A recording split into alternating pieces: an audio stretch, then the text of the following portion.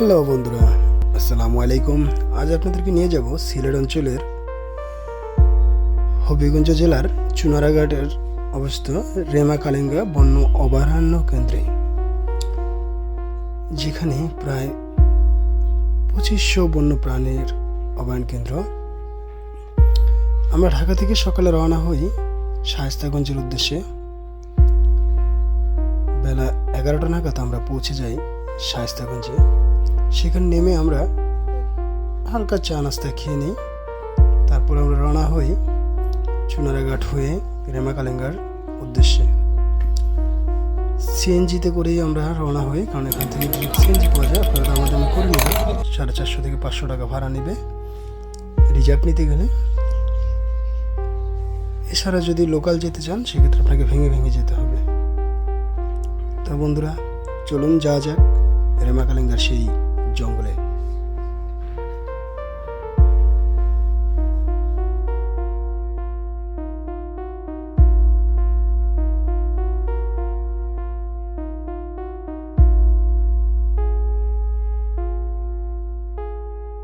আমরা পৌঁছে গেলাম সেই বন্য অভয়ারণ্য, যে রেমা কালেঙ্গার, যে কালেঙ্গা গেট অঞ্চল। এটা আমাদের আসতে একটু সময় লেগেছিল, যার কারণে হচ্ছে রাস্তায় জ্যাম থাকার ধরুন হচ্ছে দেরি হচ্ছে। সেই গেট যেখান থেকে আপনাদের টিকিট কাটতে হবে।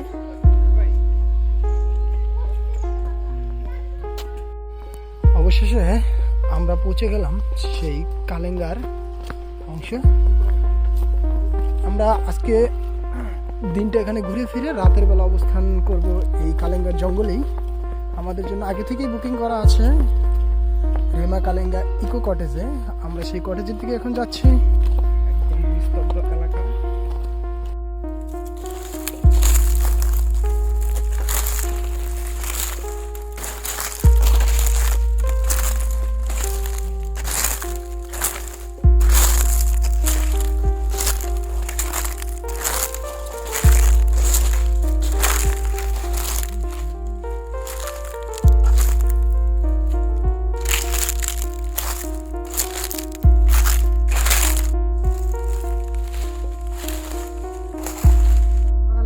হ্যালো বয়েস, আমরা এখন কোথায়? রেমা কালেঙ্গার ওয়াচ টাওয়ারে।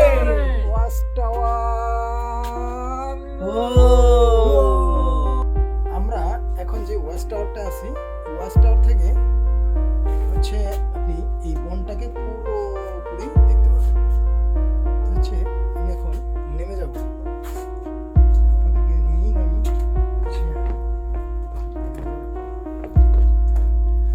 আস্তে আস্তে ওয়াচ টাওয়ারের অংশটুকু কমে যাবে আমার কাছ থেকে।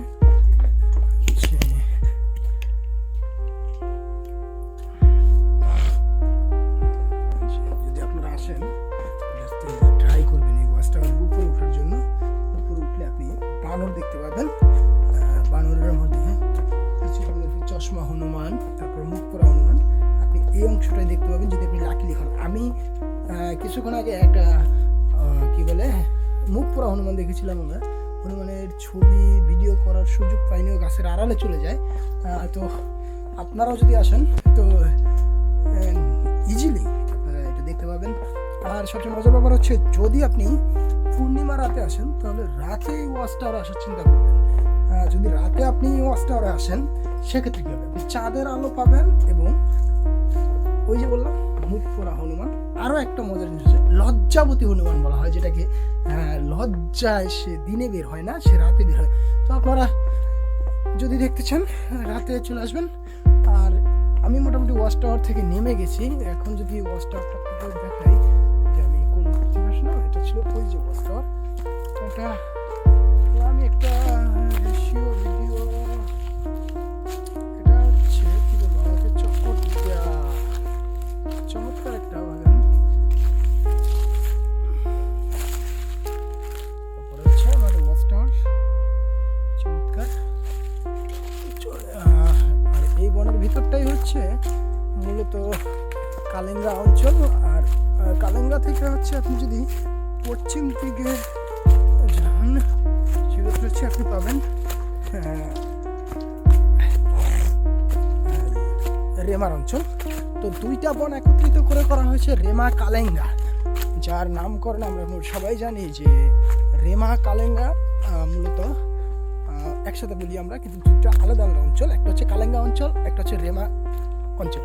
তো দুইটা অঞ্চল একত্রিত মিলিত হয়ে হচ্ছে রেমা কালেঙ্গা।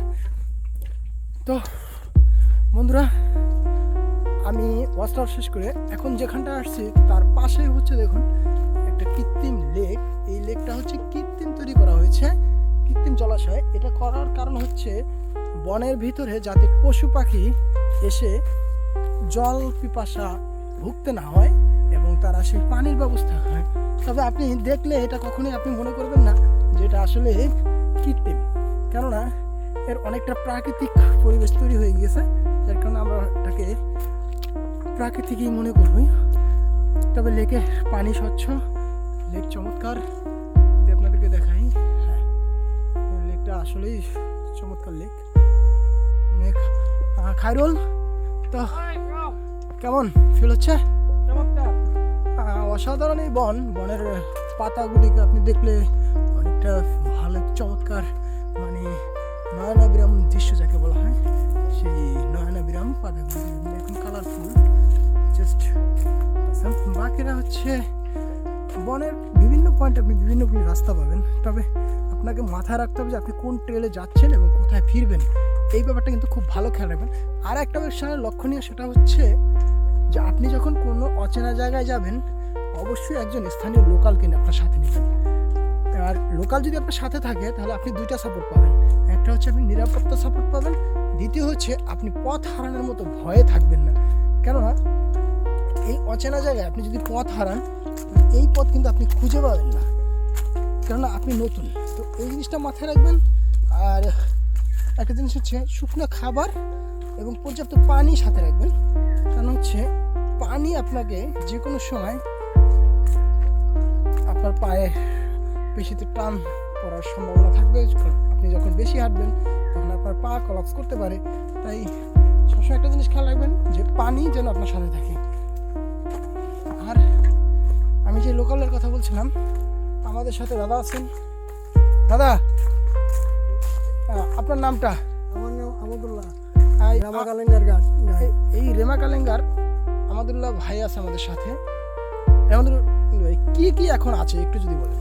এখন হরিণ আছে, লজ্জাপতি বানর আছে, মোপলা হনুমান আছে, চশমাপাড়া হনুমান আছে, হরিণ আছে, উল্লুক আছে, মেচুবাগ আছে, ছোট খুব কমই দেখা যায়, ছোট একটা মেচুবাগ। আচ্ছা, আপনি কত বছর আছেন এখানে? এখানে আমার আব্বাই আইছে ছোট, আমার জন্মস্থান এখানে। আমরা শুনলাম যে এই আমাদুল্লাহ ভাইয়ের জন্মস্থান, আমার আব্বাই ছোট আইছে, বাবা খুব ছোটবেলা আসছে, তার বাবা আসার পরেও সে আসে, আর সে আসায় হচ্ছে এখানটায় সে বড় হয়েছে। অতএব তার বাল্যকাল বলা চলে এই পশু পাখিদের সাথেই চলছে। আগে বলেছিলাম যে রাস্তা হারানোর ভয় থাকে, তো আমরা মূলত এই যে লেকটা চমৎকার লেক।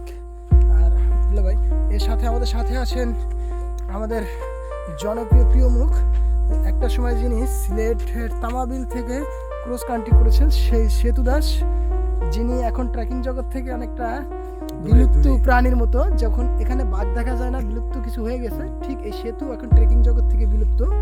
তো আবার আমরা তাকে ট্রেকে ফিরে পাবো নিশ্চয়ই খুব কিছুদিনের মধ্যে। এই যে দেখছেন, আগে বলছি আপনি বিভিন্ন রাস্তা পাবেন, এখান থেকে একটা রাস্তা আছে, এখান থেকে একটা রাস্তা। তো আপনাদেরকে এই ঠিক নতুন আসলে অবশ্যই একজন লোকালকে নিয়ে আসবেন, যিনি আপনাদেরকে এই সুন্দর পথটা চিনাবে এবং সুন্দর পথের সুন্দর দৃশ্যগুলি আপনাদেরকে অবলোকন করবে। আশা করি আপনারা এই সুন্দর জায়গাগুলি দেখতে ভুলবেন না এবং প্রকৃতিকে উপভোগ করতে ভুলে যাবেন না। কারণ প্রকৃতি আপনি উপভোগ করতে জানলে আপনাকে প্রকৃতি দুই হাত ভরে দিবে, এই জিনিসটা আপনি মাথায় রাখবেন। তো অবশ্যই আর একটা জিনিস মাথায় রাখবেন, সেটা হচ্ছে আপনি কখনো প্রকৃতিকে নষ্ট করার চিন্তা করবেন না। পলিথিন জাতীয় দ্রব্য, বিস্কিটের প্যাকেট, এগুলি কখনোই বনে ফেলে যাবেন না। আর সাথে কখনো মাদক ক্যারি করবেন না, কারণ বনের ভিতরে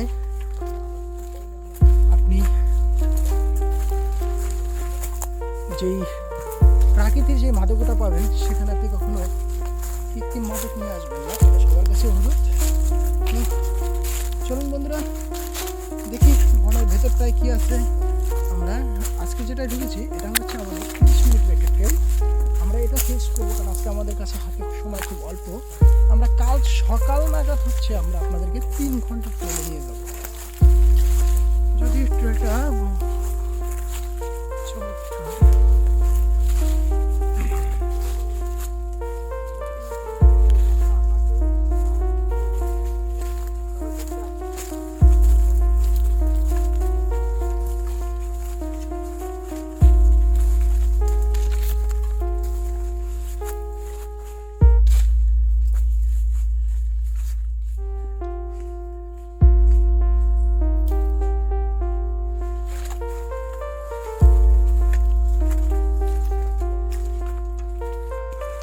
তো বন্ধুরা চলেন ভিতরে যাই।